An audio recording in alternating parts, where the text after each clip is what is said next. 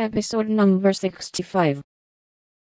Gladly would I give it, if I could, but I only know that it was the whim of my timid Viola, and I yielded to it. Now, my children, let the play end.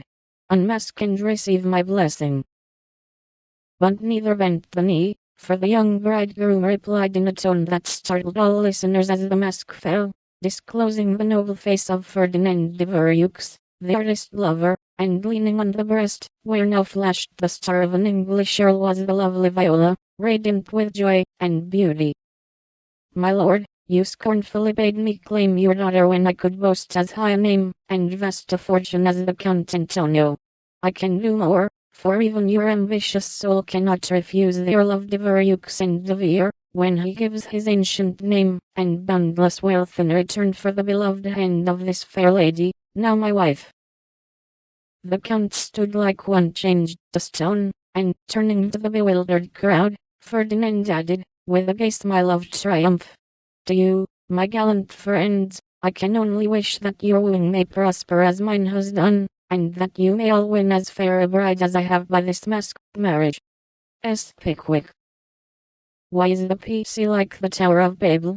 It is full of unruly members. The history of a squash. Once upon a time a farmer planted a little seed in his garden, and after a while it sprouted, and became a vine, and bore many squashes. One day in October, when they were ripe, he picked one, and took it to market. A grocerman bought, and put it in his shop. That same morning, a little girl in a brown hat and blue dress, with a round face, and snub nose, went and bought it for her mother. She lugged it home, cut it up, and boiled it in the big pot, mashed some of it with salt and butter, for dinner. And to the rest she added a pint of milk, 2 eggs, 4 spoons of sugar, nutmeg, and some crackers, put it in a deep dish, and baked it till it was brown and nice, and next day it was eaten by a family named March.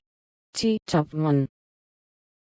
Mr. Pickwick, Sir Cullen, I address you upon the subject of sin. The sinner I mean is a man named Winkle, who makes trouble in his club by laughing, and sometimes won't write his piece in this fine paper. I hope you will pardon his badness, and let him send a French fable, because he can't write out of his head as he has so many lessons to do, and no brains in future. I will try to take time by the fetlock, and prepare some work, which will be all camilafo. That means all right. I'm in haste as it is nearly school time. Yours respectably, N. Winkle.